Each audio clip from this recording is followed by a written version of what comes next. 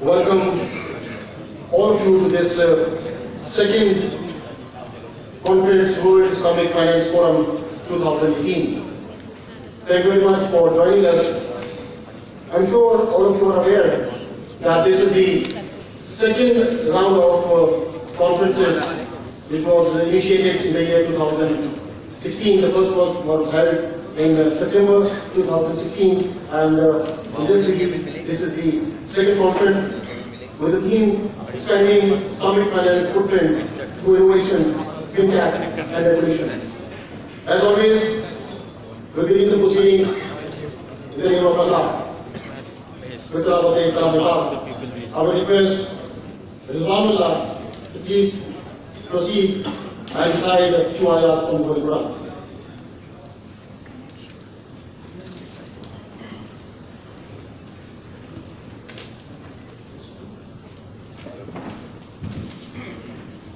ربكم فآمنا لا سيئاتنا وتوفنا مع الأبرار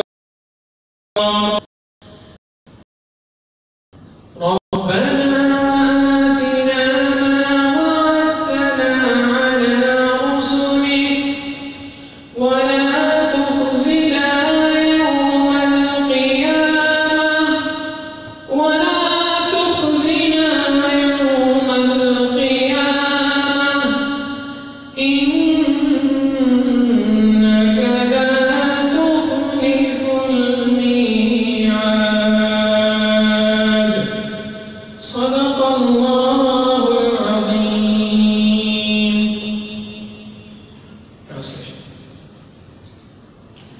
In the name of Allah, the most beneficial, the most merciful. Our Lord, we heard a heard calling towards faith. Believe in your Lord. So we believe our Lord. Forgive us, then our sins, and write off our evil deeds, and make us die only when we have joined the righteous. Our Lord, give us what you have promised.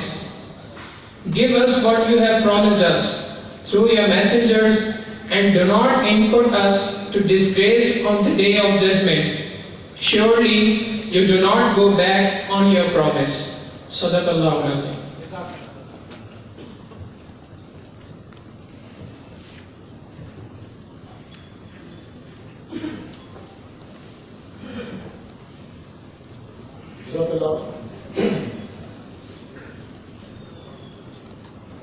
We started our proceedings with Tilawat al-Kalam. And if you remember, after Tilawat al-Kalam, in the last conference, we had kids from Hira Foundation who recited Nadir Rasul.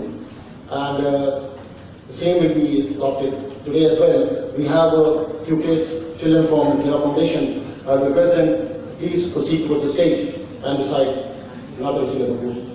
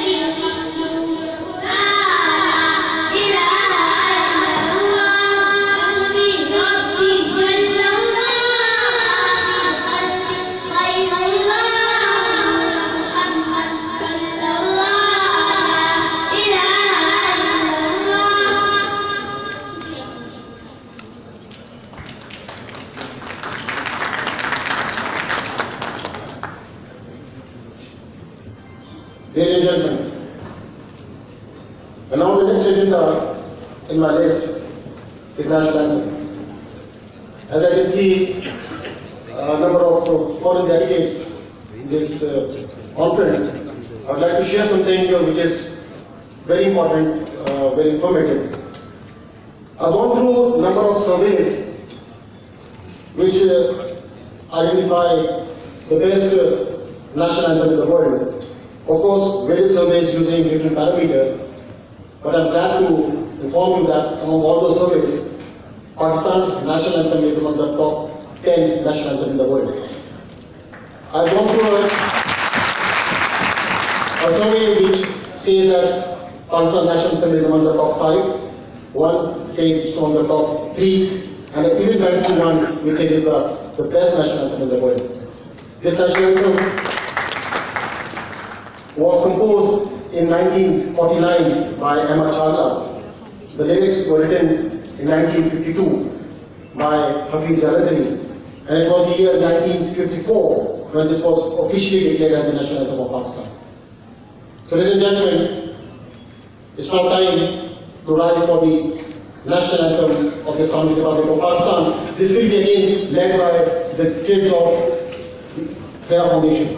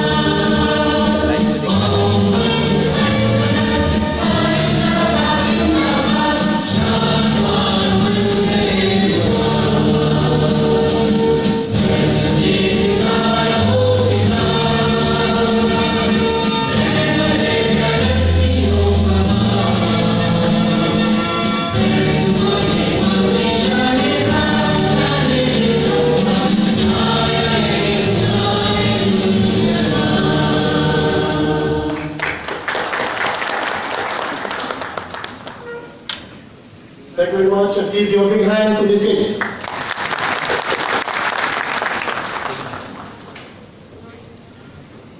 Ladies and gentlemen, and now it's time to invite the dignitaries on the stage. And to begin with, I'll request Director, Chief IBA, Mr. Ahmed Siddiqui, to please proceed towards the stage and welcome these guests.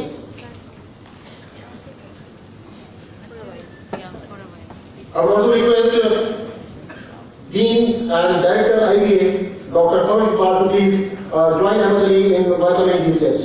Sir.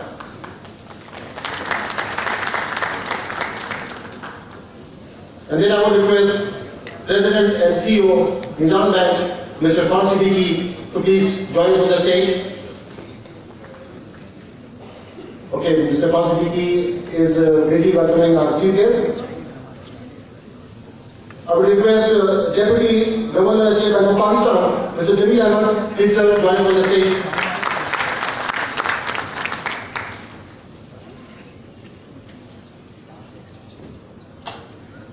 And with all of respect, I would request Chairman, Sharia Board, Ayoki, Sheikh Mohammad Taqi Usmani Sahab to please join us on the stage.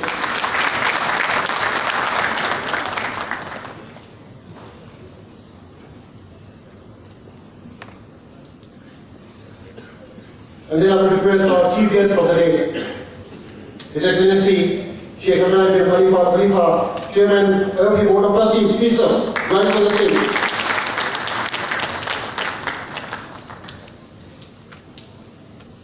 Our special guest of honor, Dr. Mirza Ismail, will be joining us shortly. I request all the guests to please be seated.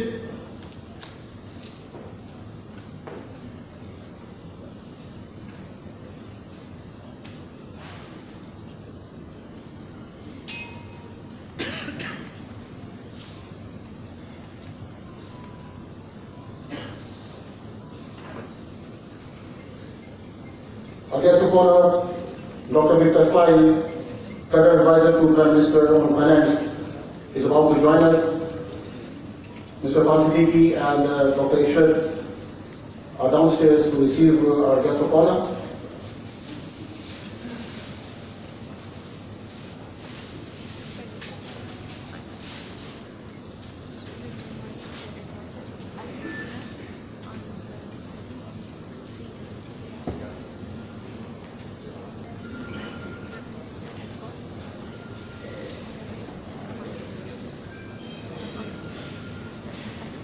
Ladies and gentlemen, for the opening remarks, I would request a young leader, a young Islamic finance leader who has done some tremendous job for the Islamic finance. He is currently the Director, Chief IBA. He is also an SEVP and Head of Product Development and Sharia Compliance, Meezan Bank. And for the Chief IBA, the type of activities which have been performed over the last 2 years, they have been tremendous. Please give a hand for his opening address, Director IBA Chief, Mr. Ahmad Ali Siddiqui.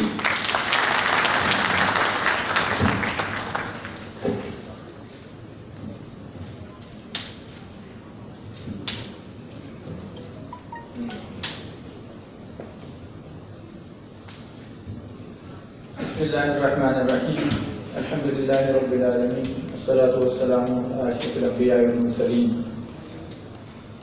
His Excellency Sheikh Ibrahim Khalifa, Chairman IOP Board of Trustees. His Excellency Sheikh Taqi Usmani Abdullah, Chairman IOP Sharia Board and Chairman Meezan Bank Sharia Board. His Excellency Mr. Jameel Ahmed Saab, Deputy Governor State Bank of Pakistan, and Dr. Farro, Dean and Director IBA. Ladies and gentlemen, distinguished guests, honorable delegates, Assalamu alaikum wa rahmatullah.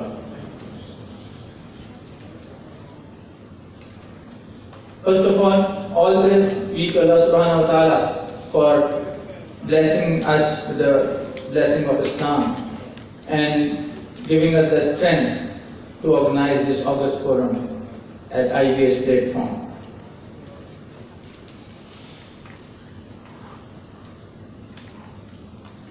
I would like to welcome all the participants of WIFF World Islamic Finance Forum 2018, all the international delegates, the speakers, the researchers, academics, regulators, on behalf of IBA Chief and all the conference partners that we have. And we are very pleased to have you here on this August forum, and inshallah we hope that this forum will be beneficial and it will provide new hopes and new direction for Islamic finance to grow. IBA Center for Excellence in Islamic Finance was established 3 years back, and alhamdulillah within a short span of time the Center of Excellence has emerged as a regional center for Islamic finance, promoting Islamic finance, educating the cause of Islamic finance, and creating awareness of Islamic finance. The main focus for IBA Center for Excellence in Islamic Finance is to develop the required human resource for Islamic finance, to develop the new pool of talent for Islamic finance. And for this, our focus is to develop the industry through professional development programs, to foster the research through our academic and degree programs, to create awareness in different sections of the society, in different segments of the society, whether it's ulama, whether it's scholars, whether it's bankers, judiciary, lawyers, accountants, and all different segments of the society where Islamic finance awareness is necessary. And also, our focus area is to promote innovative research that can provide solutions for Islamic finance. And with this aim in mind, this World Islamic Finance Forum is organized, and we are pleased that this is the second time IBA is hosting the World Islamic Finance Forum in the country. The theme for this conference is, as you all know, expanding the Islamic finance horizon through innovation, fintech, and regulation. In the area of innovation, our focus is to discuss innovative products and solutions that can help the customers to become Islamic finance customers. They can do Islamic finance with ease and comfort that they desire and that they deserve. In the area of fintech, our aim is to harness the emerging financial technologies and see how we can increase the reach of Islamic finance to different segments of the society with same quality but at a lower cost. And in the area of regulation, our focus is to support robust regulations that ensure Sharia compliance as well as the support industry. So we are all for supportive regulations in the area of regulation. This is a unique event. It combines academics, industry experts, global thought leaders of Islamic finance on a single platform. And it provides an opportunity for all of us to interact and discuss new ideas, to develop robust solutions for Islamic finance, and to provide a vision for Islamic finance for the industry to grow. I would like to welcome the honorable guest for today, His Excellency Mr. Dr. Miftah Ismail. Sir, can you join us on stage, please? Dr. Sir, you're also required. Please welcome our guest of honor. I would like to request Dr. Hussain and Mr. Irfan Sadiki please to join us on the stage as well.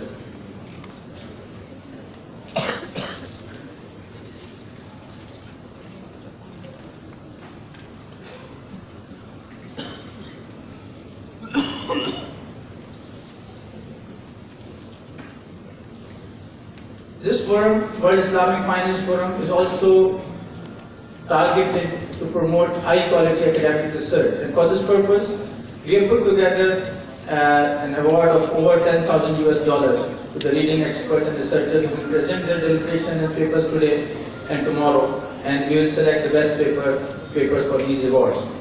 We are hopeful that World Islamic Finance Forum 2018 will achieve its purpose by putting forward the ideas and thoughts that will take the industry to the next level. Now, just to end my welcome note, I would like to put forward some food for thoughts for today and tomorrow. And I'll start with a desire that we all have. Do we really want to make Pakistan hub of Islamic finance? If it's a true desire, then what we need to do at all levels, we need to make Islamic finance as a high priority area. The slogan of Islamic first must be there at all levels. The support is needed from the government of Pakistan, the federal government, the provincial governments, the ministries of finance, planning commission, and all the public sector entities. We need Islamic banking regulations that support the growth of Islamic finance. And we need to develop a timeline for switch over to Islamic financial system. We need to have targets that are monitored, that are carefully designed to achieve this goal in this country as soon as possible. So with these few food of thoughts, I would like to thank all my supporting partners, the conference, without whom support this conference was not possible. I'd like to thank my sponsors, partners, academic partners, media partners, support partners, and the industry for their wholehearted support for making this event successful. And I wish a successful conference for the next 2 days, and I hope this will be a great learning experience for all of you. Thank you very much, and Jazakallah khair.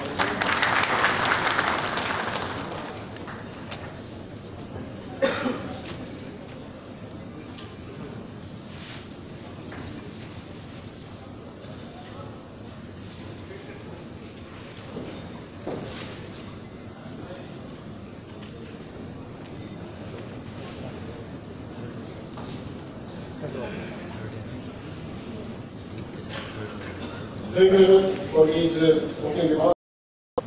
I need, in 2015, one at Shabbat, and without a doubt, the performance of the Karachi Center has outperformed others. So, hats off to Ahmed, and now I would like like to request another personality who has really contributed towards the development and performance of Steve. I'll be inviting Dr. Iqbal, the Dean and Director IPA. Dr. Iqbal has more than 30 years of research and management experience in the World Bank across a diverse range of countries and sectors. Dr. Saab holds a bachelor degree from Harvard University and a PhD in economics from Yale University. I will request Director and Dean IBA, Dr. Iqbal for his address.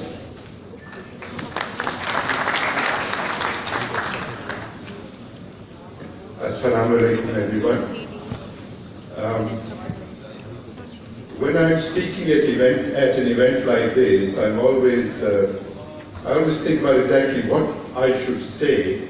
There will be 5, 6, 7 speakers after me, and there is, of course, a global topic, Islamic finance. I find it easiest to talk about IBA in situations like this, because the subject matter will be dealt with by of the conference itself. So I want to reiterate why IBA, the Institute of Business Administration, is involved in this domain of Islamic finance. As an academic institution, our main interest is in strengthening the professional basis of Islamic finance in Pakistan, and if possible, regionally and globally, but certainly in the country itself. Strengthening the professional basis of the discipline requires us to focus on at least 2 things. The first is teaching, and the second is research. We do both of these things. Ahmed Ali, who has just spoken before me, has mentioned what we do in teaching. We have a master's program, and we have many professional development certificate programs in the area of Islamic finance. Ahmed is correct. I think we have already, in the short space of 2.5 years, established ourselves as a center for the teaching of Islamic finance in the country. I would now like to talk about the second aspect, which is research. This forum, the World Islamic Finance Forum, is basically about research. When we first held WIFF18 about 18 months ago in 2016, we were very encouraged in being able to attract a lot of people, both from Pakistan and abroad. Many foreigners came to the first WIFF conference. We were very encouraged for 2 reasons. The first was, it clearly showed that there was a research interest in this area all over the country and of course overseas. And it also showed that people were willing to travel to Karachi, Pakistan, to engage in a global conference on this issue. That was encouraging because at that time, 2-3 years ago, there still were some concerns about security issues and so on and so forth. So it was actually very heartening, very encouraging to be able to host an international conference in Karachi. Now here we are, 18 months later, we are hosting WIFF2. This is even more encouraging. The response to WIFF has been tremendous internationally. We now have in this conference almost 50 speakers, including 17 from abroad. That's very encouraging. 70 papers, academic papers, were submitted, of which our academic committee selected 21 for presentation. That also testifies both to the interest in the subject, the research interest, and the academic rigor that is now being applied to this subject. So I'm very to this conference. I also want to take special note of 3 guests who are here. I want to welcome Sheikh Muhammad Taqi Usmani, the chairman of the Sharia board. I also want to welcome Dr. Mirza Ismail, the advisor to the Prime Minister on Finance, Revenue and Economic Affairs. And finally, I want to welcome Sheikh Ibrahim bin Khalifa Al Khalifa, chairman of IOP. It is a great honor for us to have all 3 of you present at this conference. Thank you very much.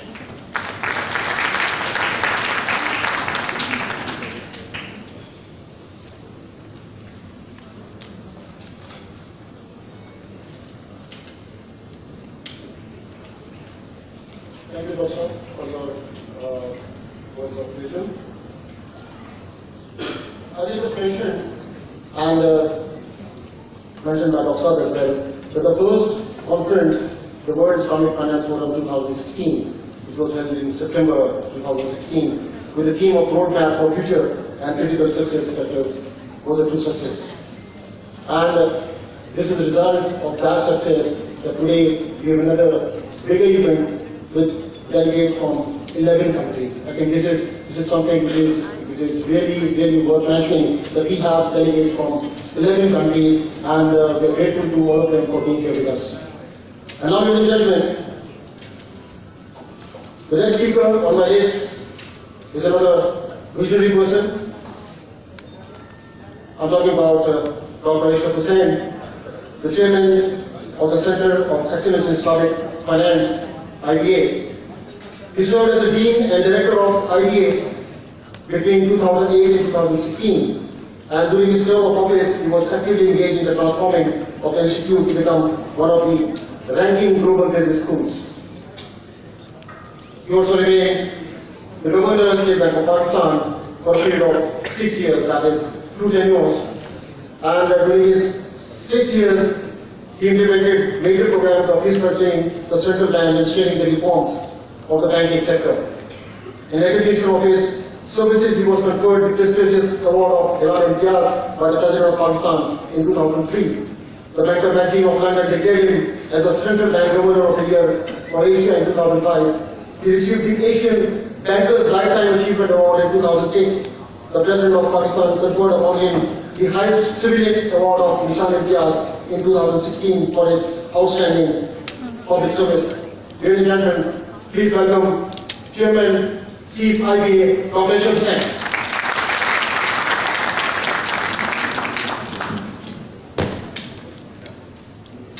Bismillahirrahmanirrahim. First of all, let me begin by thanking Sheikh Ibrahim, Chairman of IOP, and a very good friend of Pakistan, to come and grace this occasion. I am also very grateful to Dr. Miftah Ismail, who despite very pressing engagements in Islamabad has agreed to come and inaugurate this conference. I am also very thankful to Sheikh Taqi Usmani, who has been our guide and mentor in the whole process of Islamic banking in Pakistan and also outside Pakistan, for agreeing to come and grace this occasion. Larger as to why they are holding this system suffered from a structural defect, which is into the domain of Islamic banking. What we have found that a integrated, wholesome individual who combines the knowledge of Islamic banking, modern finance, and Islamic jurisprudence is what is needed in order to carry this mission forward. And this is not just a instructional or educational endeavor, but this endeavor has to be a multi-pronged. So we have a master's program in Islamic finance here. We enter the Islamic banking profession. We have continuous professional and educational courses for the existing banking and finance executives so that they are up to the mark. We have research which is very much oriented towards the practical problems faced by our industry. And finally, we want to have an exchange of ideas and knowledge between ourselves and the rest of the world who are also embarking on Islamic finance. And this World Islamic Finance Forum is an attempt in order to draw down the experiences and the knowledge of the people who are engaged in this. So this is the context in which this Islamic Forum is to be looked at rather than a single standalone event. I would very much like to acknowledge the presence of the scholars, leading practitioners from all over the world who have agreed to come and participate in this forum for the next 2 days, and also the scholars who will be presenting this paper. I very much hope that our students, practitioners, and others who are present here in 2 days will try to extract the maximum benefits from the presence of these scholars. I wish you all best of success in these 2 days. Thank you very much.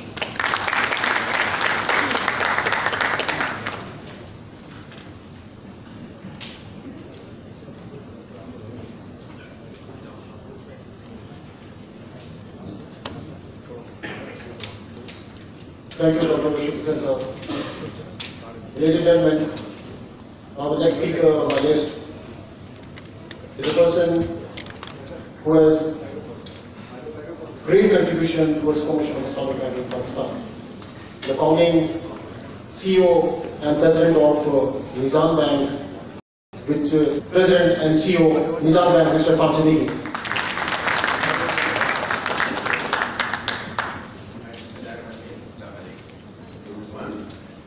Okay.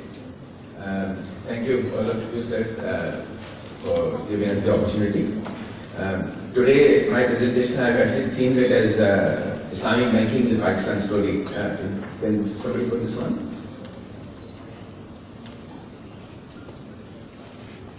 Our presentation. So I'd like to take the opportunity of our foreign dignitaries, Justice Abdul sir, Minister sir, to okay, just press it. To share with you the landscape of Islamic banking industry in Pakistan. My first slide, if it works, this is the quotation from Qaid-e-Azam's speech at the inauguration of the central bank back in 1948.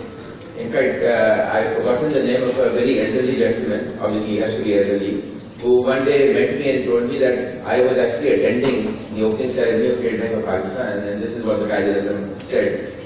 I went back to the office, asked a lot of people, nobody knew about it. Luckily the State Bank allowed us to have some access to their archives, and we did find this quotation in the State Bank. Commercial and the Museum of State Bank, Dr. Saab has got a lot of posters on this. So our initiation of Islamic banking, I would argue, started from the birth of Pakistan. Obviously it took a while for us to get our act together on that. The first ever license for Islamic banking was issued in 2002 to Meezan Bank by State Bank of Pakistan. So that was about 16 years ago. Next time, I guess yeah. So this is the first license, and Dr. Ishad is actually handing over the license to me. Dr. Ishad looks the same in the photograph as he looks now. Obviously, I look very different. And when he handed over this license to us, he said that there is a big responsibility, and this is the second time we're trying it in 16 years period. And our vision, which is you see on the screen, was to establish Islamic banking as banking of first choice. So the vision was very broad and wide that Pakistan needs to have a footprint of Islamic banking, and we want to create that Islamic banking and banking of first choice. Obviously, with that in mind, we started a very rapid expansion program, and in 2002 we only had 5 branches, and in 2017 there were a total of 601 branches. And in terms of ranking, Meezan Bank moved up from the ladder of being number 32nd to number 7 in the country. Next slide. I think this is something which is very important, Dr. Mufta, in terms of the landscape of Pakistan. The State Bank of Pakistan got a very extensive survey done along with DFID, which is the UK government. And no banks were involved in this. And, I don't know, they interviewed several thousands of people. And the survey basically resulted in a finding. Next, please, yeah, please, attention. Can you move to the next one? Karan, please,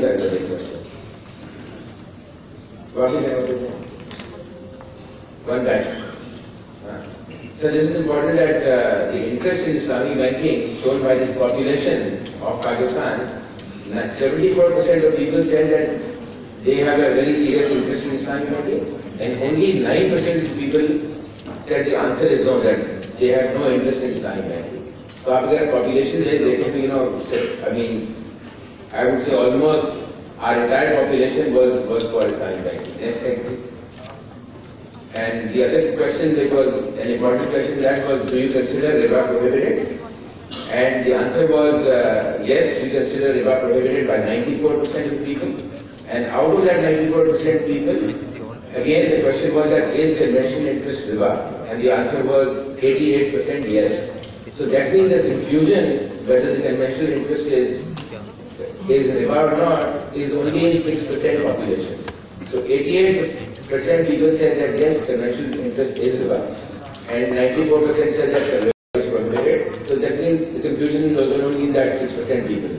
So sometimes it's there, and people want to pursue Islamic banking.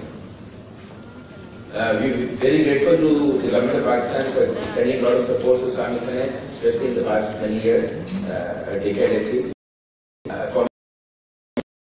By the government of Pakistan for promotion of Islamic finance. Saeed Saab is not here, he was heading that.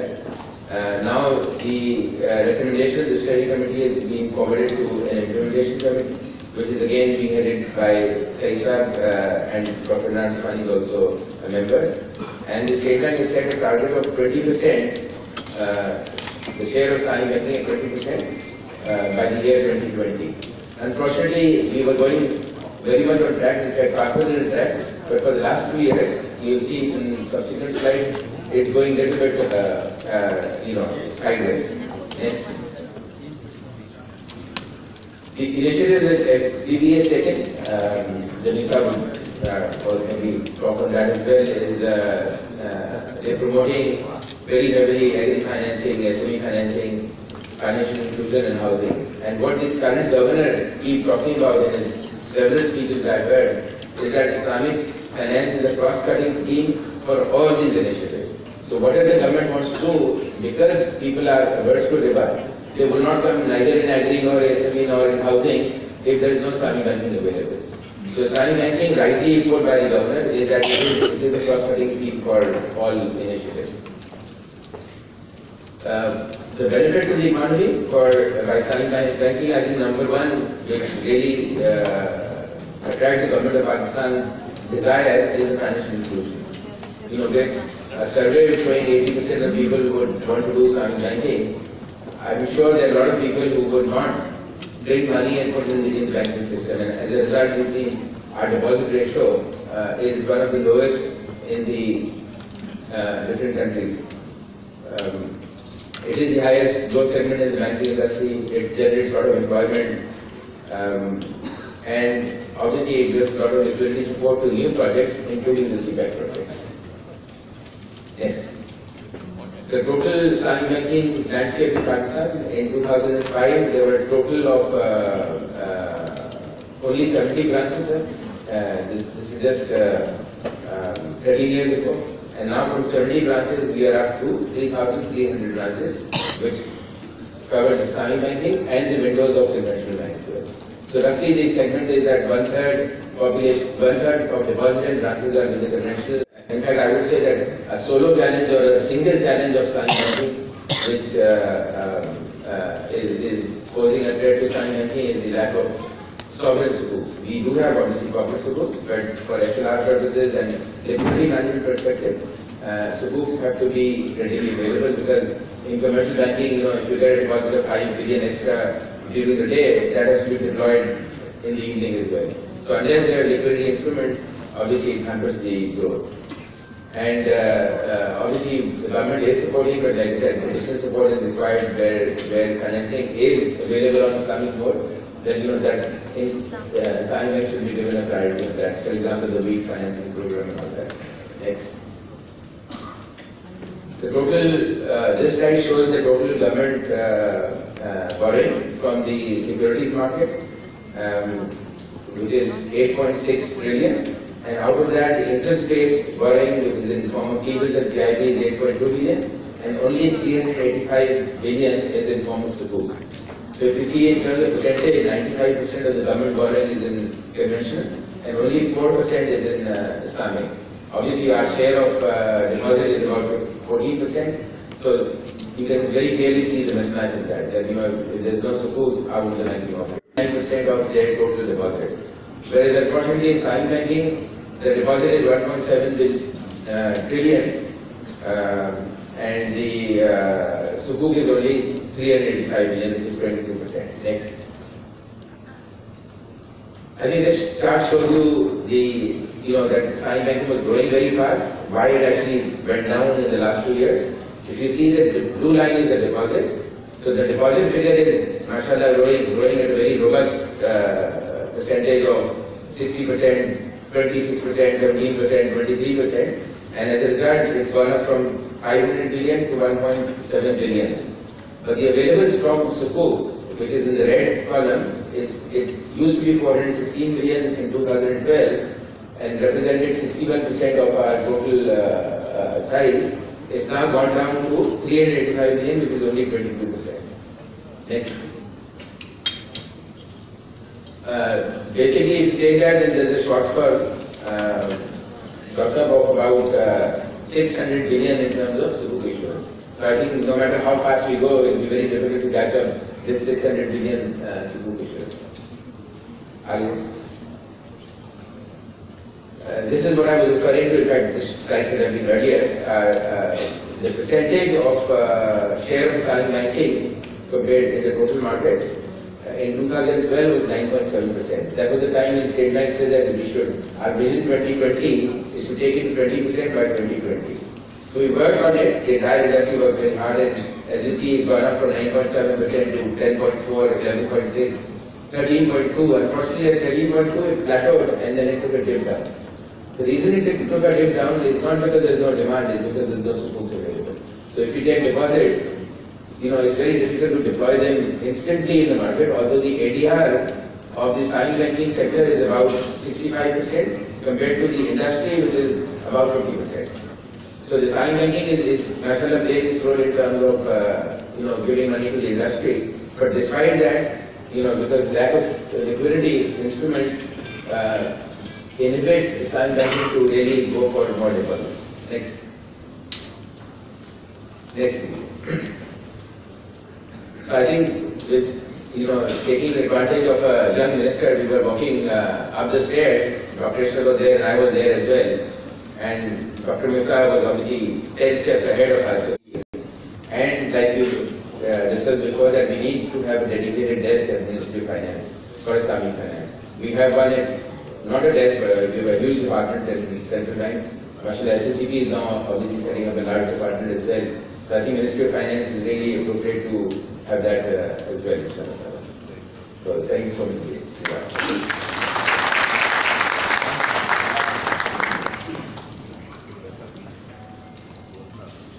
Thank you, Dr. for this detailed presentation, especially to Dr.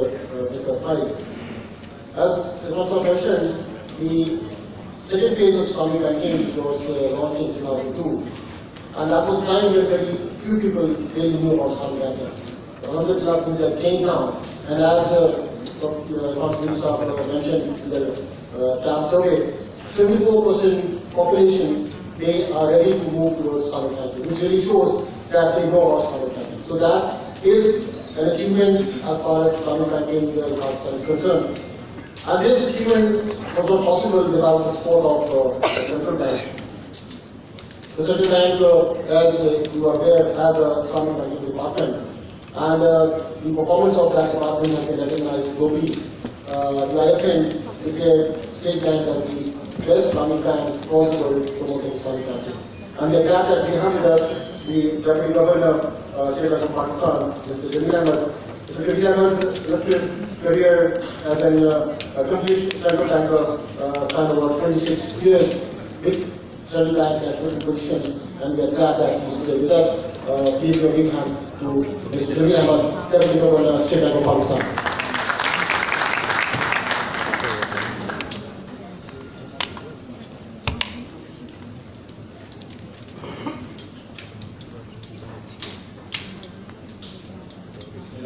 Honorable His Excellency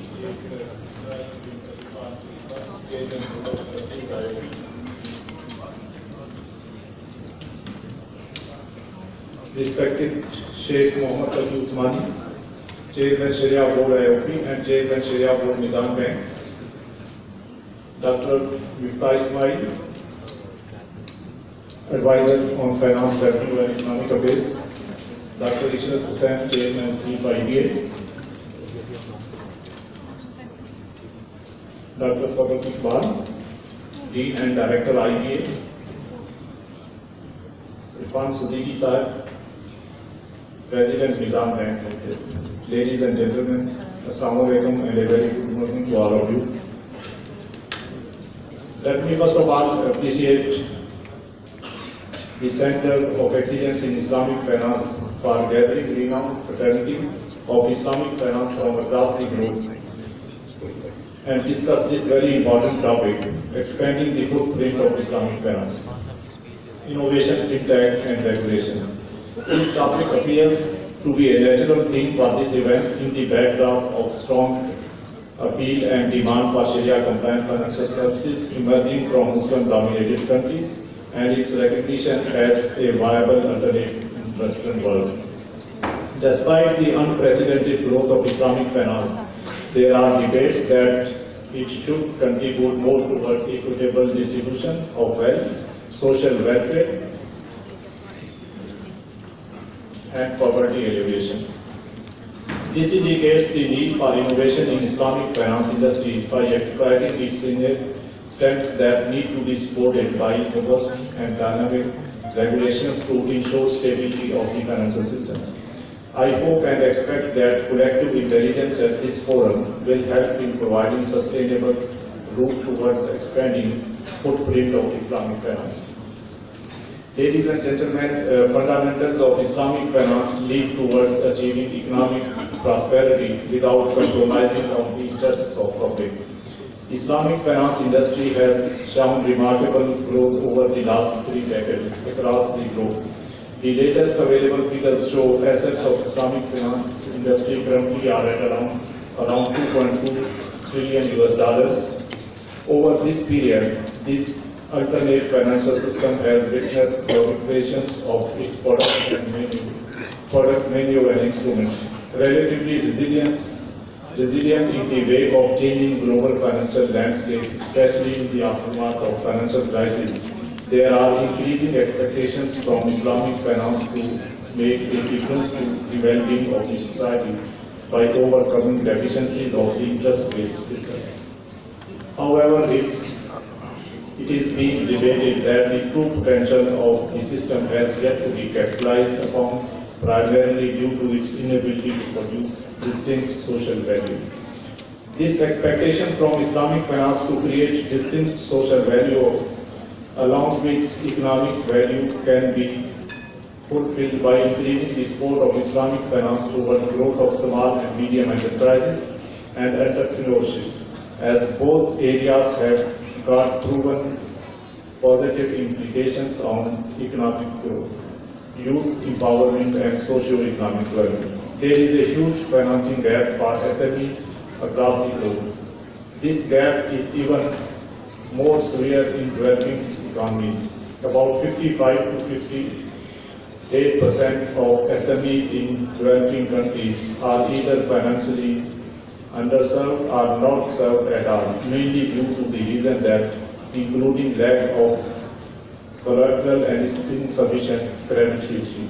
Acknowledging these as hurdles for financial industry, policy makers at global level advocate for innovative financial products to cater to this sector to achieve broad-based and sustainable economic growth. This indicates enormous market potential for Islamic finance industry due to being asset-backed and risk-sharing financial system that aims at contributing to social and economic development by promoting entrepreneurship. Despite this competitive advantage, the progress of Islamic finance industry domestically as well as globally remains slow in this regard. Ladies and gentlemen, I would like to focus on 4 main areas to increase contribution of Islamic finance towards inclusive growth. First one is expansion in product menu. The Islamic finance industry needs to expand its product menu with special focus to reach out to underserved and unserved sectors and regions of the economy. This demands Islamic finance industry not only to capitalize on its equity-based financing but also to develop adequate risk management framework to make use of this without adversely impacting the stability of the system. This takes me to another discussion area of this conference, fintechs, which can play a critical role in enabling Islamic finance institutions towards enhancing financial inclusion. Fintech is transforming the overall experience of financial system by extending frictionless experience at customer interface while streamlining all processes at back-end level. This in turn enables financial industry to be more efficient, cost-effective, and transparent. I would like to emphasize on Islamic finance industry to leverage on technology to increase its penetration to underserved and unserved sectors and regions which are otherwise considered problem. Let me also emphasize on the fact that development of all components of Islamic finance industry is imperative to achieve inclusive economic development. However, the growth and development of components other than Islamic banking industry is relatively slow. We, as related stakeholders, should be wary of this premise and should further enhance our collaboration to this end. I will also take this opportunity to share with you that State Bank of Pakistan believes that growth and development of Islamic capital markets, mutual funds and capital is essential not only for Islamic banking industry but also for the overall growth and development of the country. Secondly, dynamic regulatory framework. While this always finds an important place in discussions related to Islamic finance, I believe that there remains an interplay between risk and innovation. This delicate balance gets more significance with the current scenario of global regulatory framework, which is becoming more stringent. Regulatory reforms like increased level and quality of capital requirement, introduction of leverage ratio, liquidity coverage and net stable funding ratio under Basel III are major steps towards ensuring financial stability. However, this also signals that Islamic banking institutions need to develop new instruments to fulfill these requirements. Reforms like enhanced disclosure, uniformity and standardization are more relevant to Islamic finance. Over the years, State Bank of Pakistan has introduced and implemented key regulatory reforms and prudential measures to ensure stability of financial system. Further, in order to align its regulatory framework with the international regulatory standards and best practices, it regularly reviews and evaluates the international standards for their possible implementation, keeping in view our local legal, regulatory and economic environment. In order to develop sound risk management system and ensure good governance, an incremental approach was adopted for Islamic banking industry in Pakistan, whereby the conventional framework was reviewed extensively to identify gaps and limitations of the conventional system in covering risks and issues specific to Islamic banking institutions. SBT's Sharia governance framework is considered an effective framework for ensuring Sharia compliance in Islamic banking institutions.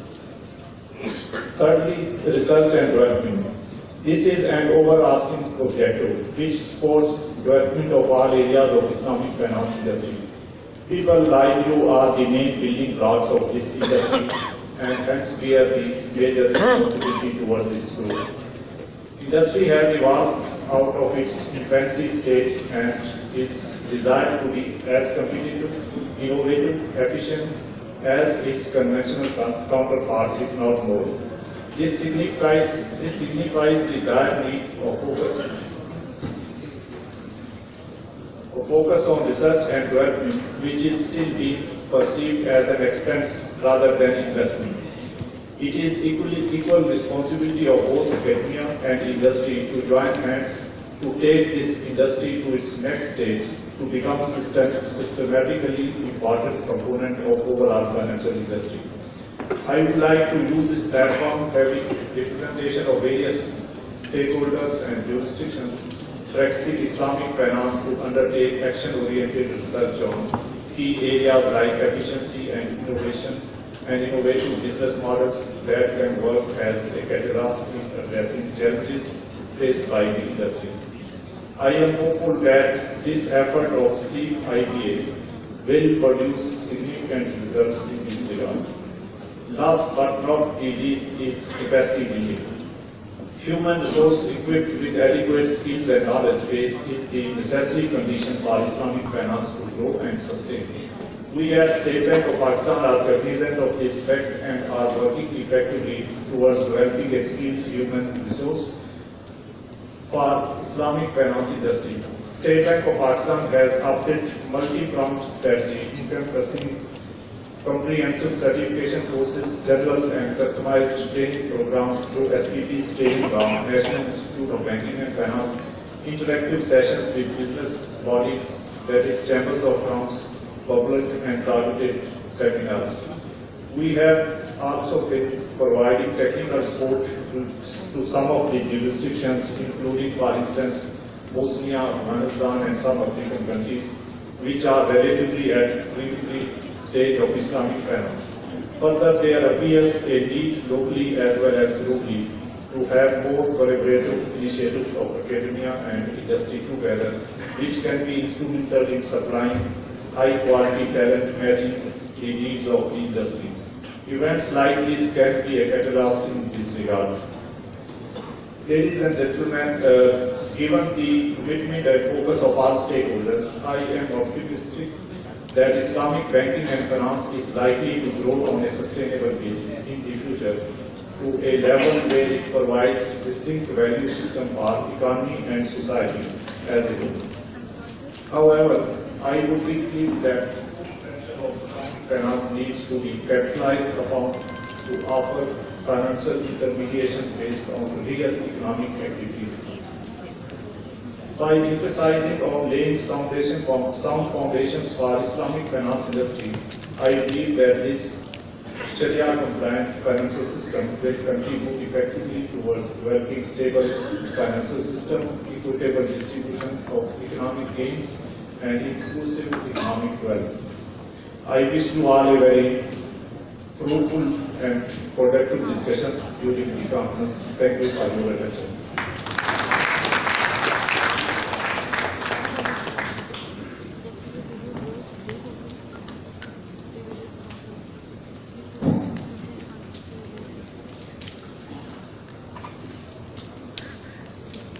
Thank you, Mr. Assam, for sharing the second point of view.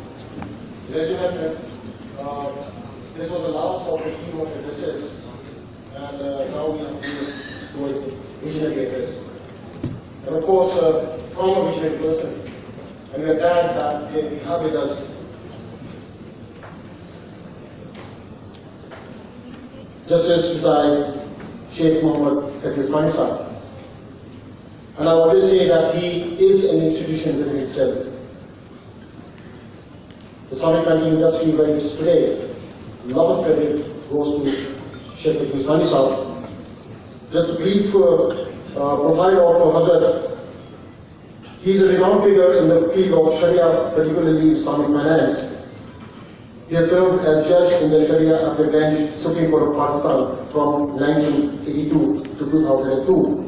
He is a vice president and Sheikh Ladid at Jamia Kanun Karachi.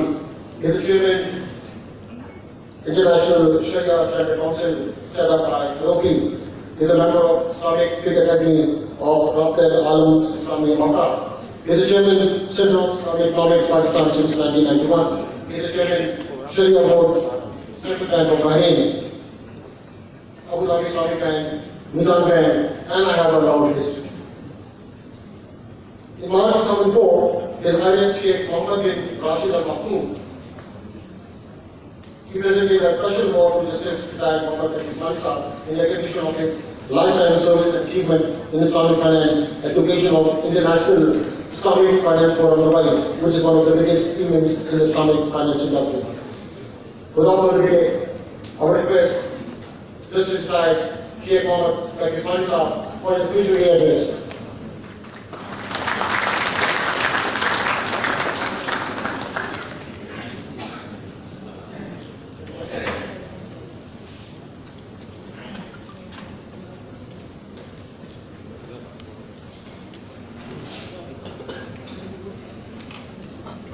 بسم الله الرحمن الرحيم. الحمد لله رب العالمين، والصلاة والسلام على سيدنا ومولانا محمد خاتم النبيين وإمام المرسلين وقائد الغر المحجلين وعلى آله وأصحابه أجمعين وعلى كل من تبعهم بإحسان إلى يوم الدين. أما بعد, Honorable Dr. Mifta Ismail Khan, Advisor to the Prime Minister for Financial Affairs, Sheikh Ibrahim Khalifa, Hafizahullah Ta'ala, the Chairman of AOP, the Honorable Director of IBA and Deputy Governor, State Bank of Pakistan, Mr. Khan Siddiqui, the President of CEO of Meezan, and my brothers and sisters, Assalamu alaikum wa rahmatullahi ta'ala wa barakatuh.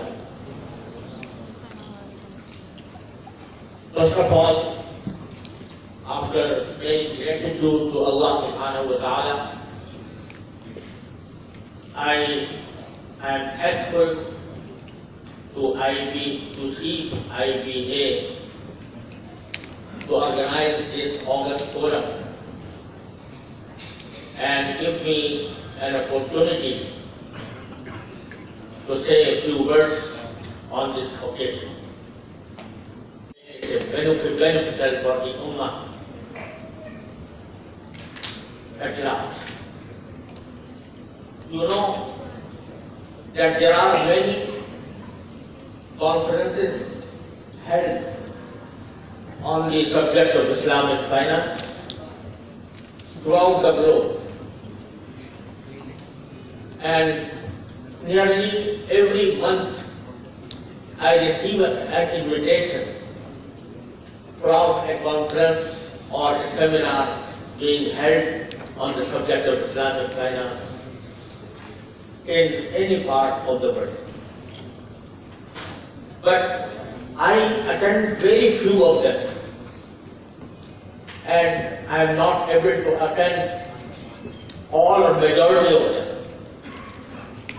Firstly, because I am getting old. Rather, I have got too old to attend all these conferences.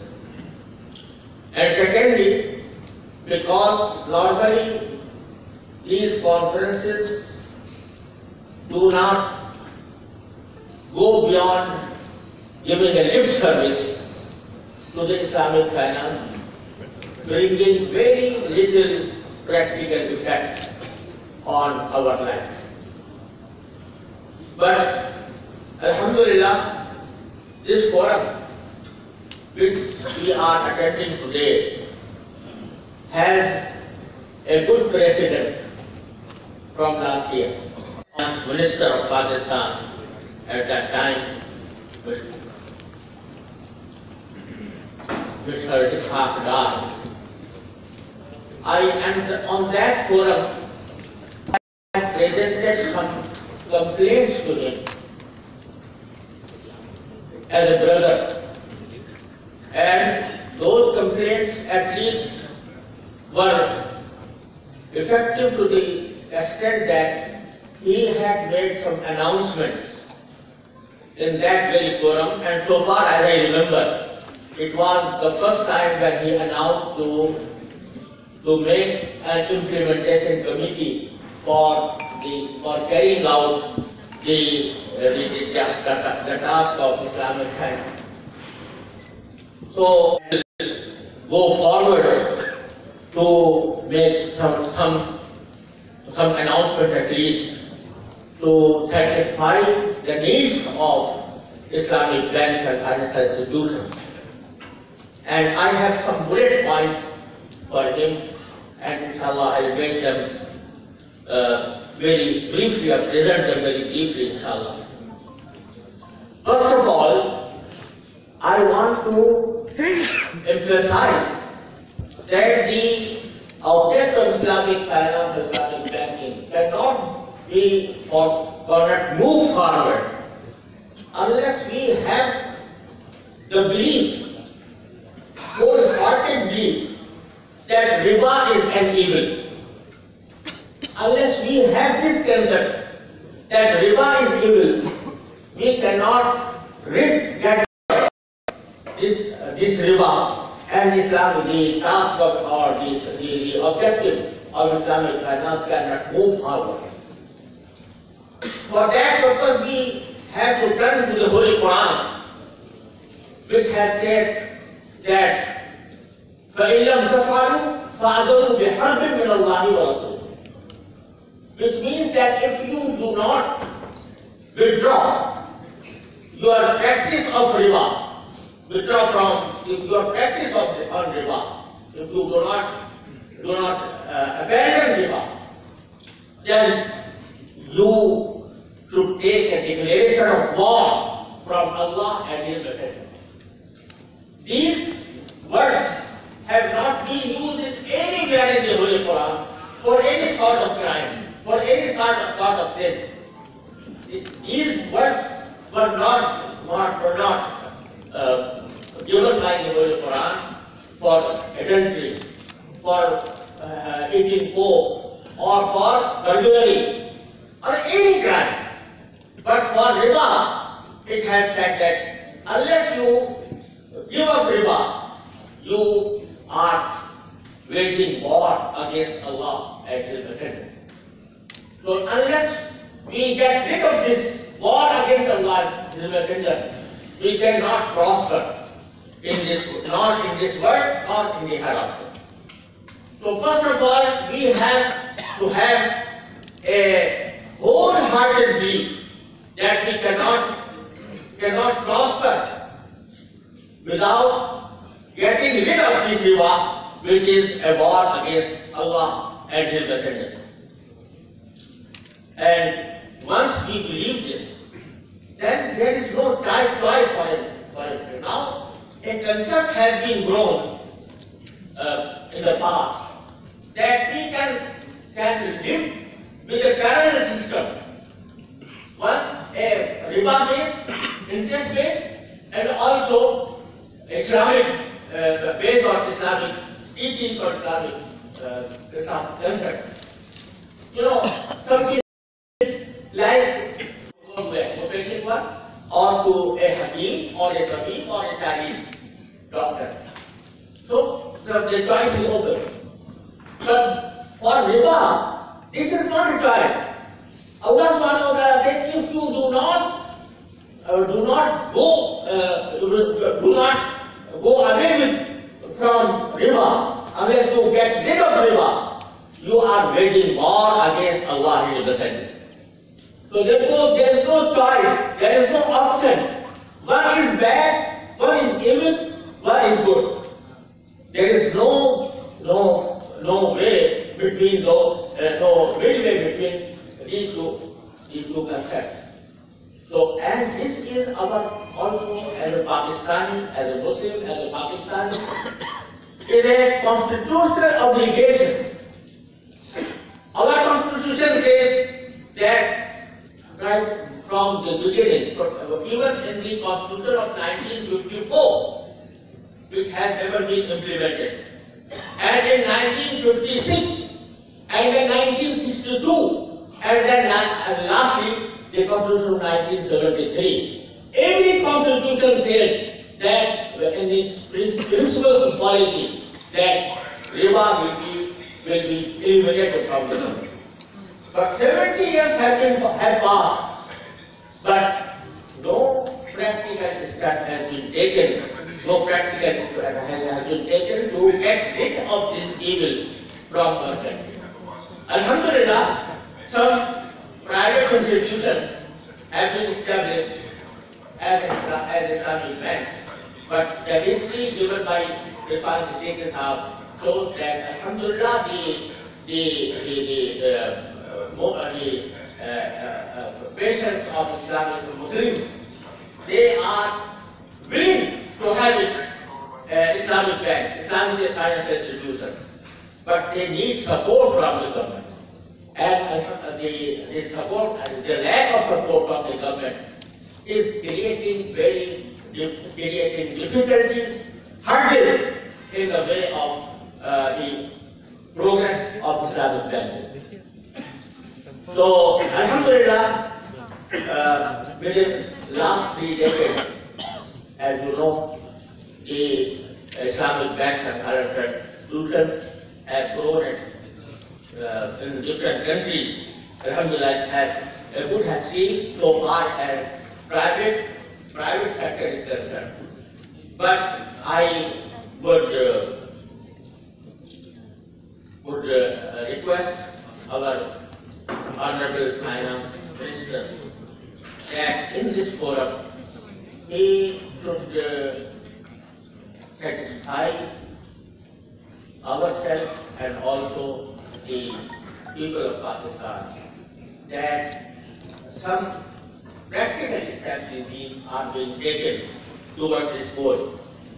So I have some bullet points and I want to present them before him, and I hope that inshallah he will right in this forum will announce some of these points that I am presenting to him. Although I am aware that he has very short time at his hand, and the new government is, the tenure of this government approaching its end. Still, there are some steps that may be taken even this short period. Firstly, I propose and suggest that a section or a division must be established in the Ministry of Finance. A separate division at least at the Additional Secretary or Prime Secretary level, which takes care of all the difficulties faced by the Islamic banks and financial institutions.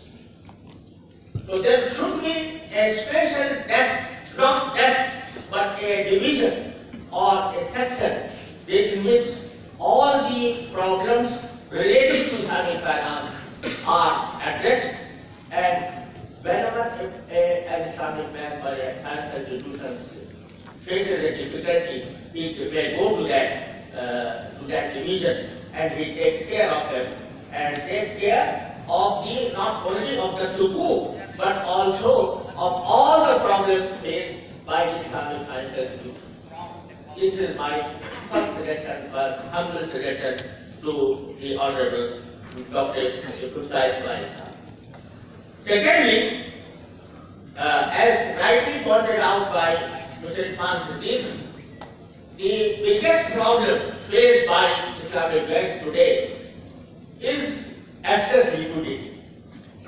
Excess liquidity, there is a lot of liquidity lying with them, having no channel to invest,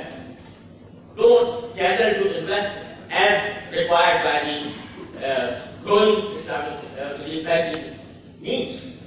So therefore, this is a big problem, and it is ironical that a lot of liquidity is lying with the banks. Still they are forced to issue sukuk to acquire more liquidity to meet the requirements of capital education. So therefore, there should be channels provided by the government of Pakistan, in which this liquidity may be deployed.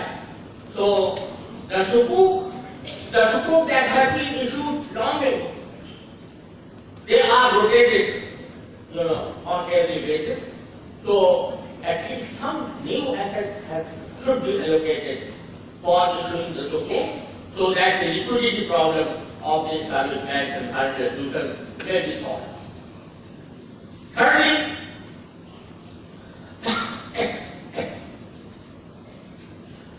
in the last forum, so far as I remember, it was the first time that when the finance minister has announced to establish an implementation committee. Now, perhaps our Dr. Ismail Saab is the chairperson of that committee. But this committee, after being established, have been suspended, and no actual meetings had been held except 2 or 3. I don't remember the exact number. But it has not been activated as is.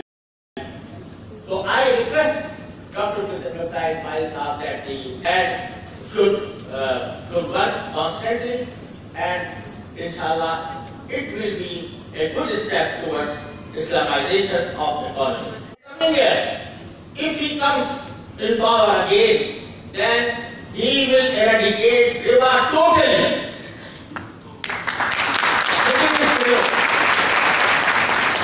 It should be included in the manifesto of the party. And with these some very useful suggestions, I take your pardon, seek your pardon. Wassalamu alaikum wa rahmatullahi wa barakatuh.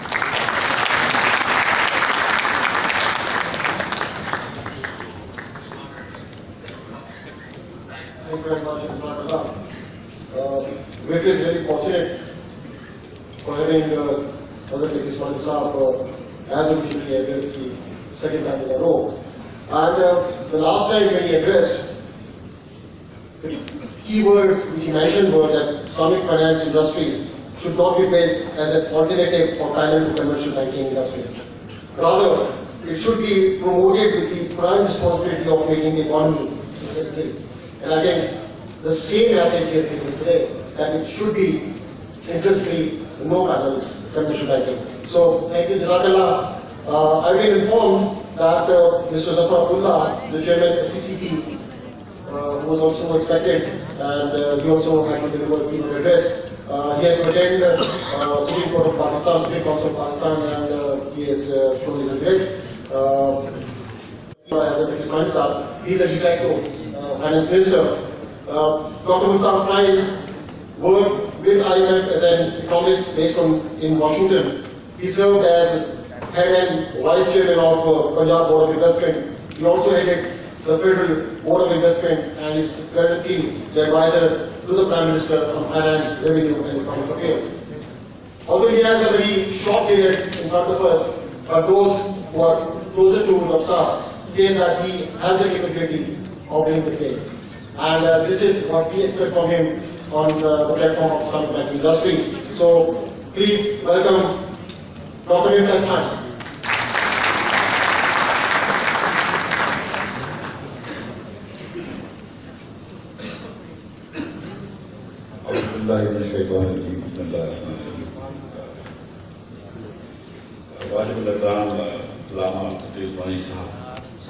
Very happy and honored today to have this opportunity to talk to you and talk in this conference on Islamic banking. I will, at the very onset, tell you that I'm not even a good student of Islamic banking, so I really don't know much. So I will not try and tell you anything about Islamic banking and lecture you about Islamic banking, because I know that you know a lot more than I do, and then obviously there are learned scholars here who spent a long time thinking about this and writing about this and talking about this. But I do know that Islamic banking in Pakistan is growing, and not just in Pakistan, but around the Islamic world it is growing. And I've had the pleasure and opportunity of visiting Allama Meezan Sahab at his madrasa and having a meeting with him and discussing a few things. And of course, I've had an opportunity of listening to bankers from the Islamic banking community. And I have to say something that Ibrahim was telling me about while we were sitting there. One of the things that my predecessor, Mr. Sarkar, used to complain about and worry about was the fact that a lot of conventional banks in Pakistan just buy government paper and they don't invest in or lend to local businesses, especially small businesses. It's obviously safe to buy government paper. They just buy government paper and go and play golf, and they don't visit the market, they don't go to industry, they don't lend to industries. So the Ibrahim was telling me that all Islamic bankers also have an objective of achieving something called 363, which is to get deposits at 3%, buy sukuk at 6%, and then go home at 3 o'clock. Having said this, I was still within, before my 10 years old, to shoot Islamic sukuk. That I promise you. I just spoke to Mr. Jamil also. The reason we could not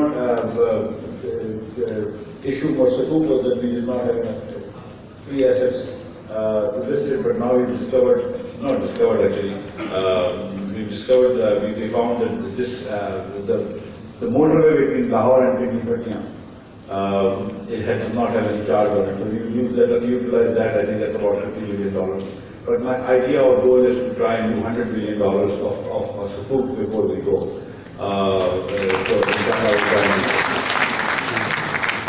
But that is not to say that you don't, work with industry and come up with better and newer Islamic products and facilitate small businesses and large businesses and commodity trades and everything else, which you are doing so well, so that the reliance just on government paper obviously is not enough.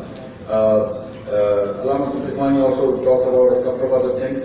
We've also talked about the JS Islamic banking, and I think we have to create a post, and I've already asked them to look into this. So again, in the next few days we will do this. I was actually going to do this after I met Allama Meezan, but then I got involved in some other fact issues and budget issues and all that I will talk to you about. So that's why I sort of was negligent. I would say, but this is one post that I want to create for Islamic banking. I also want to think about and talk to bankers and especially state bankers to see if we can come up with an Islamic version of equity as a facility for the local industry. So we are also working on that. And this implementation committee, I do not know much about, to be very honest with you, but I'll look into it and I'll even try and get the Prime Minister of Pakistan to chair one implementation committee and make it an interministerial committee so that serious work is done, inshallah. So that I think. Ladies and gentlemen, I want to talk to you about, and I think I would be remiss being Finance Minister to not talk to you about the economy of Pakistan. And as we are coming close to the end of this fiscal year and close to the 10-year of our government, of 5 years government, that you sent us to Islamabad with your votes to Pakistan in noon. As we are coming too close, I want to talk to you about the economy a little bit. This year, inshallah, we will grow at 6%. Our GDP growth, the real terms will be 6%. This is the highest in 10 years. We've never achieved 6% in the last 10 years. So this is the first year we will grow close to 6% of GDP. Last year we grew at 5.28%, which was also the highest in 9 years. So this year, as we grow close to 6%, that will be the highest GDP growth in 10 years. What is also very edifying and very good to know is that even though our GDP has gone up to 6%, will go up to 6% this year, and is going at a good pace, we've been able to manage inflation at a good level, and inflation so far this year in the first 8 months was only 3.8%. So I'm expecting and hoping that we will end the year at less than 5% inflation, and we will end the year at 6% GDP growth. Which I think these two numbers, and any finance minister and government should really obviously concentrate on these two numbers. That together with the low inflation and high GDP growth rate, I think we will have done a good job, by the end of our tenure. Pakistan used to grow faster than other South Asian countries in the 90s. And then something, there were structural issues in our economy, political issues, law and order issues especially, that made our GDP growth rate go down and that of competitor countries go up. So that Pakistan has been for the last 15-20 years growing much slower than Bangladesh, Sri Lanka, India and all that. But now we're trying to change this thing around and we'll inshallah grow at 6% this year, as I said. And this means that all the young people coming into the labor market will be absorbed. The 6% growth rate creates enough jobs in the economy that all the incoming labor force is absorbed and no excess unemployment is created. If you want to then make serious dent to poverty in Pakistan, if you want to move a lot of people from working class to middle class, from poor to working class, if you want to shift the entire paradigm in the entire cohort towards the next level, then you need to have 8 to 10% growth, which is what we should strive in Pakistan, to go to 8 to 10% growth. And there is no reason why we cannot do this. Two big bottlenecks is to go to 20% GDP growth in Pakistan. There are actually, I said, 3 bottlenecks. Number 1 was energy. And energy is pretty much solved by the current government. We have been able to, with the help of all of you here and with the help of all the people, we've been able to install 12,000 megawatts of power. In Nawaz Sharif's 5 years, the Pakistan Muslim League's 5 years, we have installed 12,000 megawatts of power. Not installation under construction, but installed and delivering power in 5 years. Just as a comparative note, that from 1947 to 2013, in the first 66 years, the total installed capacity in Pakistan was only 21,000 megawatts. And that wasn't even working, so some of it was depreciated. And the most we've ever done produced was for a few hours, on a few days, was 15,000 megawatts when Tabela was in full swing and Bangla was running at full speed. But today, just in these 5 years, we actually installed and completed 12,000 megawatts of project. And so before the end of our tenure in May, all of this will come on stream, and already many power plants are already working. So power and energy problems have been solved in Pakistan. We're also importing a lot of LNG gas. So that problem is solved. The second thing that is hurting our economy and that is holding our growth back, obviously, is the law and order issue. All of you know that in 2013, when PMLN came to power, what was the situation of law and order in Karachi? You had the Bhatta culture and all of that, Abba, Tawan and all that. Alhamdulillah, those things are now a thing of the past. By resolute actions by the law enforcement agency and political capital that the Pakistan Muslim League spent on in Karachi, by bringing all the parties together, we were able to get rid of the law and order problem in Karachi. Similarly, I think our forces have done a remarkable job in Fata and other areas, and we pushed back terror in those areas also. So law and order is still an issue in Pakistan. We have a very bad perception, that's true. But reality is now changed, and hopefully perception will catch up in a few years. So this area which was holding our GDP growth back has also been taken away.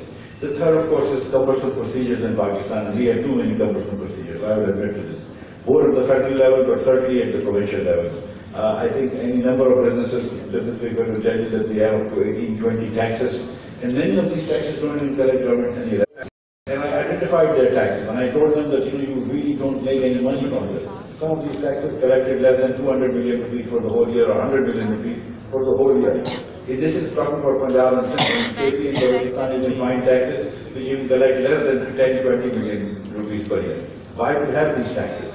So I suggested to the chief secretary that get rid of 3 taxes each for a period of 2 years. But that that obviously the proposal didn't move forward. No taxes which do not collect government any revenue would obviously create a lot of harassment for the people. So this is the third issue that Pakistan needs to work on for the next few years, that we need to simplify the procedures for doing business. We need to improve our business climate. We need to reduce the number of taxes. And so once we do this, and given the power and electricity and gas that has come online, and given the improved law and order situation, I think there is nothing stops Pakistan from going to 8 to 10%.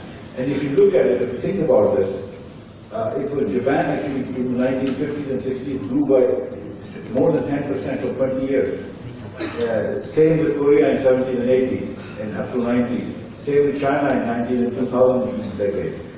Countries that break the barrier and go up, grow for 20 years for more than 2 to 10%. Double-digit growth for about 20 years. And then, of course, you have a large middle class, poverty problem is for the most part contained. And if Pakistan is to move towards those targets, we also need to grow by about 10% or more for 20 years. So for 20 long years, we need to grow really rapidly. And then we will have, I think, a sizable middle class, and this problem of poverty in Pakistan will be much reduced.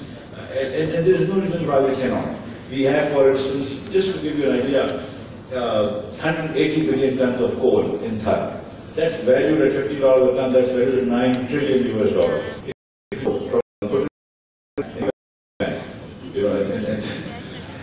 And even if you say Pakistan gives you 4%, that's $360 billion. That's more than Pakistan's GDP today. So we have copper resources. Sometimes decide things like in Rakotec and steel mill and Darke, which set the country back a little bit. But the point is that we have all these resources, we just need to utilize them. We have huge iron ore resources, we are one of the largest agricultural countries in the world, with I think rice, cotton, wheat, all in the top 10 growth in the world. So there is no reason why Pakistan cannot grow by 10%, as long as A, energy is being supplied, B, small irritants, business climate improved, and C, of course, the big gorilla, that you have to provide good law and order. And the government should be able to do this. And any government should be able to do this. I'm trying in this little time that I have, I'm trying to smoothen out as much as I can issues of the business community vis-a-vis the federal government.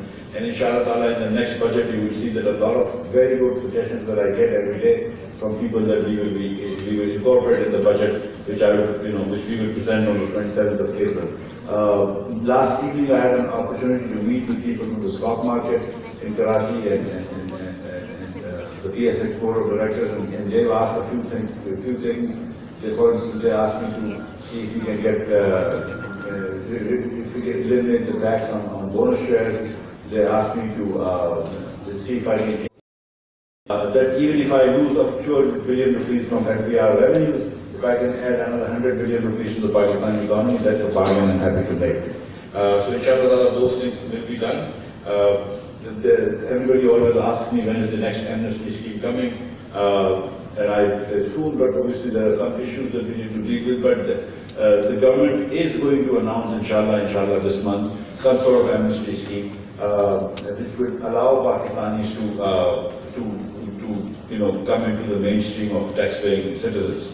But let me just also say that there is a catch to it, that Pakistan actually allows you an amnesty since the 1990s, a continuous amnesty at 0% penalty, which is that any time you bring dollars from abroad into Pakistan, there is no question that is asked of you.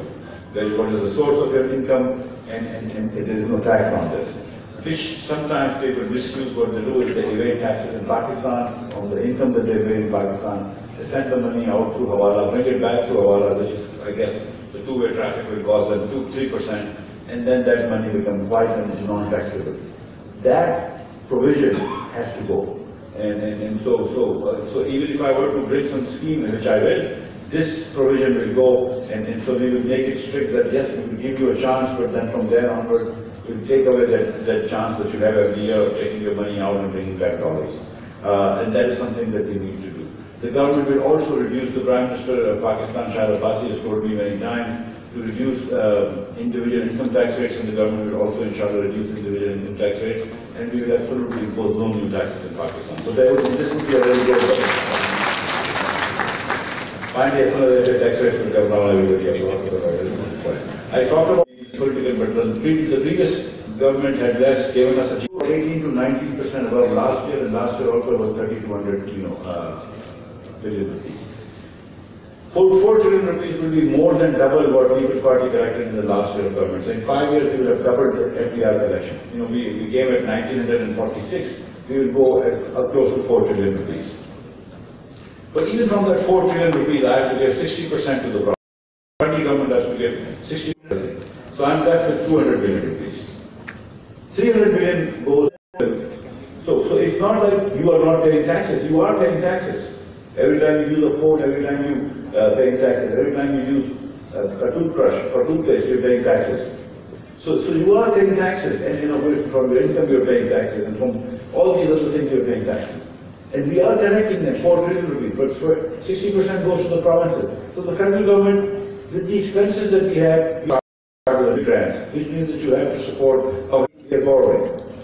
Now, we are trying, in fact 3 years ago we came very close to where we could actually at least pay for the federal government. So yes, you can obviously blame the finance minister, Dahasa, me, the next person who comes down the pike. You can blame us for borrowing money, but seriously, given the structure of the government finances, federal government for I think next 20, 30, 40 years cannot really come into a budget surplus position or even a budget neutral position. That's something, a food for thought I want to tell you, that yes, government finances are precarious, yes, we have to borrow money sometimes, but the economy is fine, just the structure of the finances is such that much of the money, 60% of the money that I collect, I give to the provinces. Just one last thing and then I'll let you go to the next speaker, is that there is an issue with current account deficits in Pakistan. I readily acknowledge this, that our imports have gone up much faster than we would like, but not much faster than we anticipated. And unfortunately, our exports have not kept pace. In fact, they've actually gone down. In October of this year, then in January of last year, we actually incentivized exports. Then in August of this year, again, with the new Prime Minister, we further tweaked this and improved this proposal. In October of this year, we imposed a lot of tariffs on imports, and in December, we devalued the currency a little bit. And so all these measures together made sure that, for instance, this February, our exports went up by 16% and our imports went up by 8%. So by currency devaluation, a little hike in interest rates, policy rates, and by imposing certain tariffs, we have been able to, I think, make the changes that we needed to make to go back to the stable path of current account deficits. Normally Pakistan has a trade deficit of about 2% of GDP. That's acceptable to us because we get a lot of remittances also. And in a growing economy, we want foreigners to send their savings in Pakistan. And excessive imports minus exports is foreigners sending savings to Pakistan. So we are okay to have a current account deficit, okay to have a trade deficit, but not a high deficit. This last 2 years, we knew that because of all the machinery coming in from CPAC, from China and other countries, for power generation machinery, the imports were going to spike. And this was a one-time spike. That has happened. So now I think from here to next year onwards, our imports are going to taper down. Our exports are now going in a healthy way. So we know that there is a current account deficit problem.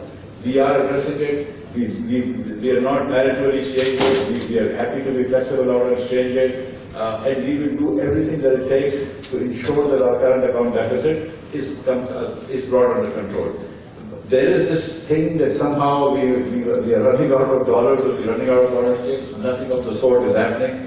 We have about $12.5 million in the state bank. We will end the year at the same number. And next year, inshallah, I'm projecting, whoever is the finance minister, next year I'm projecting that our reserves will actually go up. And I think that, in fact, in this budget, you will see that I will take back a lot of the duties and regulatory duties that we impose on imports, certainly from intermediate goods and raw materials. I think that we will take those duties back, and even the export incentives we will take back.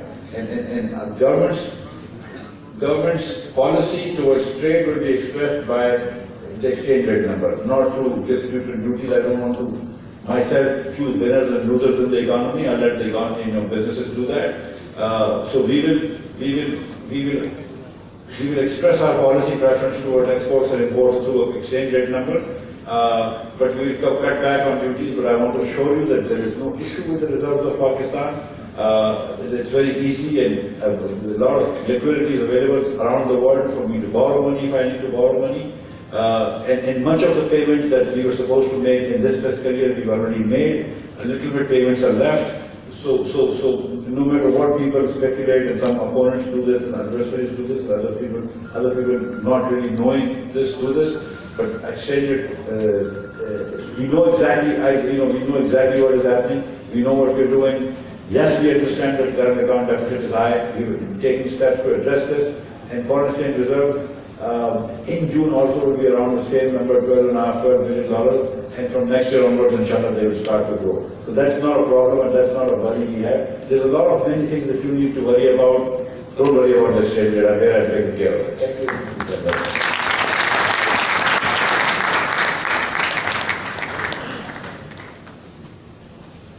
Thank you, Dr. Tasmail, for detailed briefing about the Pakistan state of the economy. We do understand and we do realize that things are really tough in front of you. But as advised by Hazrat Usmani Sahab, if you plan to move away from riba, we are very confident that the economy can grow at a rate greater than 10%. So thank you very much once again. And now we are moving towards the very important talk of the day. But before that, we have with us the Deputy Governor, State Bank of Pakistan, Mr. Shamsul Hassan Sahab, who is looking after Islamic Banking, Development, Finance and IT cluster. I request Mr. Shamsul Hassan to please join us on the stage. Sir.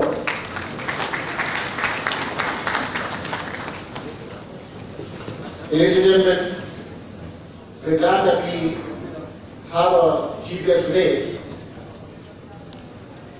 who is here after 3 years. He has been coming to Pakistan very frequently. Chairman, IOP Board of Trustee. He remained the Under Secretary at the Ministry of Finance, National Economy, Kingdom of Bahrain for a very long time. He served as the Deputy Governor of Bahrain Monetary Agency. He remained the founding Chairman of Meezan Bank Limited. He was the Chairman of Bahrain Development Bank, Gulf International Bank, and today he is the Chairman, IOP Board of Trustee. Please give a warm welcome to our chief guest of the day, His Excellency Sheikh Dr. bin Khalif Al Khalifa.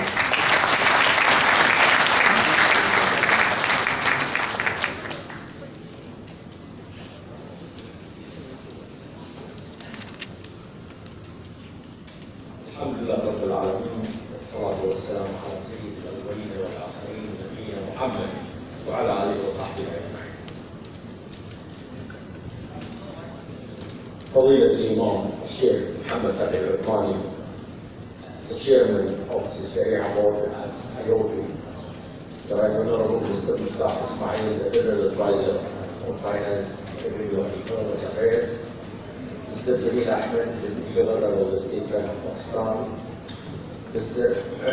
Ashraf Hussain. Dr. Ashraf is our good brother and the major and the Chairman of the Ethics and Akhlaq Council of IOP, and Mr.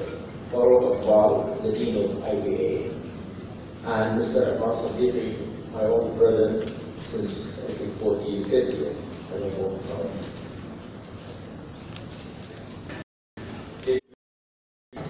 Which fully define the future direction of the global Islamic finance industry.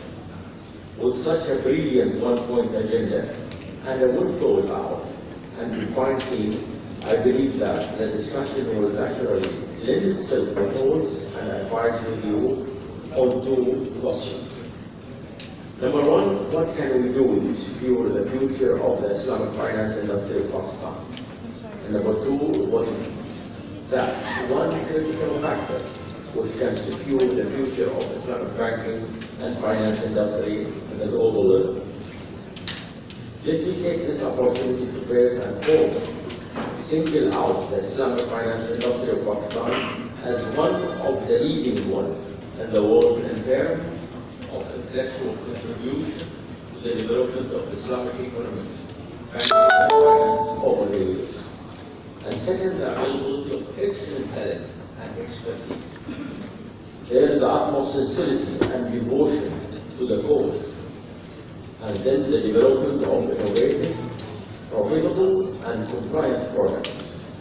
And lastly, an enabling and conducive regulatory framework, and so on. These are some of the positives which nobody can challenge or deny. Is that the finance industry of Pakistan hasn't taken off as originally envisioned. Why is that? But more importantly, what can we do to secure secure a bright future for the industry? This is the first basic question I raised, and which I will now try to answer based on my own personal beliefs and expertise. I am honored to be the founder chairman of Meezan Bank Pakistan for 18 years, which gives me special insight of Islamic banking in Pakistan. For me, there are 4 key prerequisites for the Islamic finance industry of Pakistan to truly take off and secure its place. First, assume the leadership position and consciously seek to become the role model for the world. Act like a leader, someone who has the vision, the character, the courage, and the discipline to make things happen for the better without waiting for others to take the first steps. And this can only happen if you think about purpose and profitability at the same time. There should be a one-point agenda for all Islamic banks and institutions, which is to secure the financial future of all people of Pakistan, and then exhaust all available resources in achieving that agenda. I would expect 2 of our dearest IOFI friends, the State Bank of Pakistan and the government of Pakistan, to take the leading role in this and actively work toward expanding the share of Islamic finance in Pakistan. My second and third position are for the industry to expand into and diversify by targeting a new demographics. One of the lines on the lines of region, sector, and even population size, structure, and distribution. Invest in the 60% youth of Pakistan, which is a national asset and future leaders of any country. Moreover, the stakeholder of the industry must also target new opportunities which can be economic and social in content such as entrepreneurship as well as angel investment, whose time I believe have come. The point being that the industry should consciously seek to become vehicle and agent of changes and not just wait for the changes to happen by itself, which you know is a Quranic injunction as well. Lastly, the industry must target new technologies by harnessing its potential with very clear and specific objectives, such as delivering customer services of their excellence, to expand outreach and to increase efficiency and productivity level. In conclusion, the 4 for the Islamic industry of Pakistan, in order to secure its future, are: number 1, assume the leadership position; 2, target demographics; 3, target a new opportunity; 4, target a new technology. The bottom line is that more of the status quo, unfortunately, will not work. All in all, I am thoroughly convinced that the future of Pakistan, and particularly the Islamic finance industry of Pakistan, is shining bright. One critical factor which can tangibly defend and secure the future of global Islamic industry against all threats and failures is standardization, and more specifically standardization of Sharia and its implementation through accounting and governance practices in the industry. It is without any doubt that standardization is the prerequisite for the realization of the true potential of Islamic finance, and without it the industry shall forever remain underpowered, inefficient, and uncompetitive.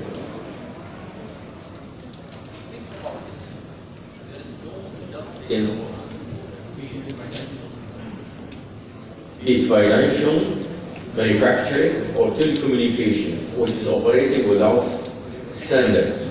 The benefit of standardization in Islamic finance are plenty and all apparent, from inspiring and boosting market confidence to achieving greater clarity, transparency, and independence, including drastic reduction in cost and time lag.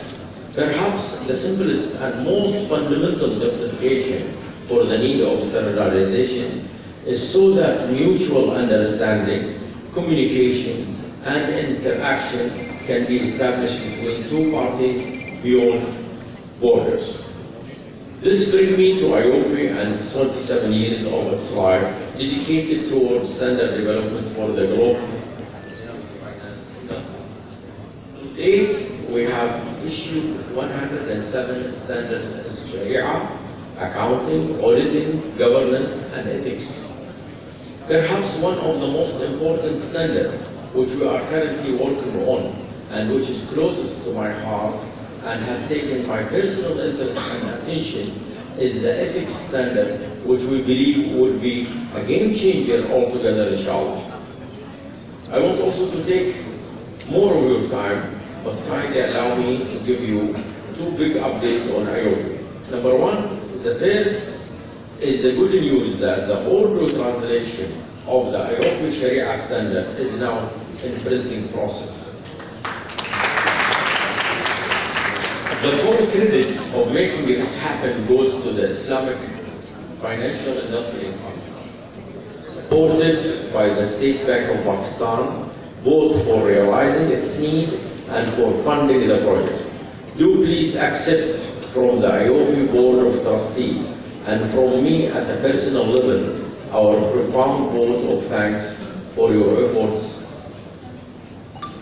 And the second big update is that we recently revamped and relaunched our flagship Certified Islamic Professional Accountant, which stands for CIPA, with two new certifications in Certified Sharia Advisor and Certified Sharia Auditor, scheduled for December 2018 to be launched.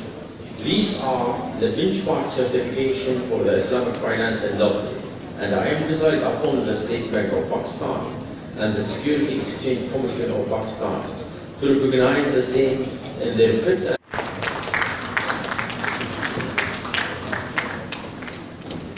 We are really grateful to all the sponsors who have sponsored this event, and without their support, this event would not have been possible.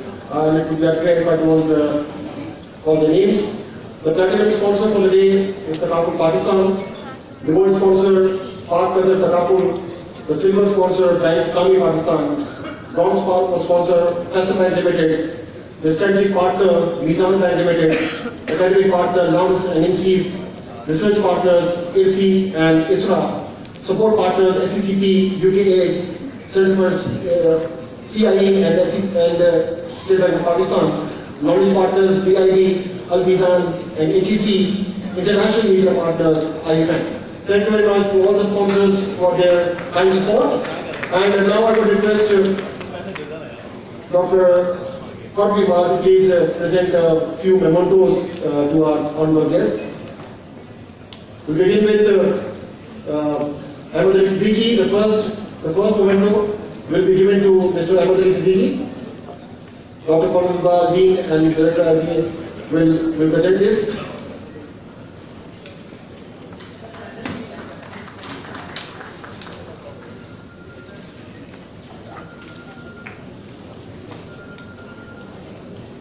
I will also request Mr. Jameel Ahmed Sahab to please collect your memento from Dr. Farooq.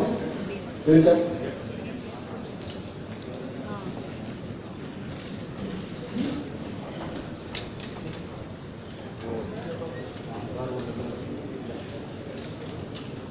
And now I would request His Excellency Sheikh Ibrahim Khalifa to present this memento to Dr. Farooq Iqbal.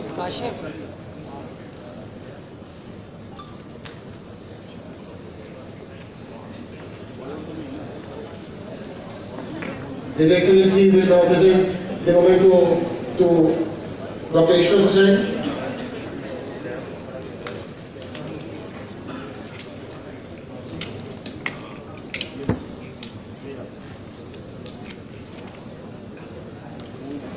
Sheikh Ibrahim will present this memento to Dr. Ishwar Hussain. I would request Dr. Miftah Ismail to please collect his souvenir, special souvenir from His Excellency Sheikh Ibrahim bin Khalifa Al Khalifa.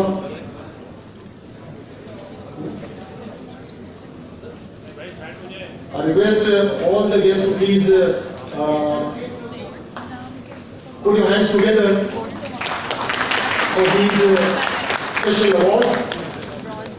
I would request Imam Siddiqui Sahab to please collect your souvenir from Dr. WIFF18. Dr. Sahab.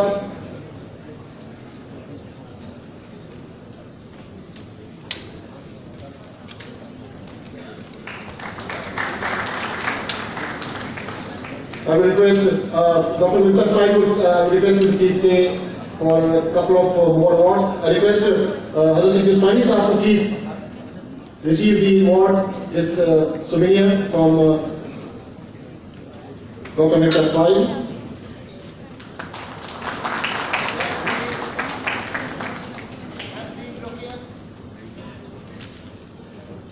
And I will request Dr. WIFF18 to present this special award to His Excellency Sheikh Ibrahim Khalifa Al Khalifa.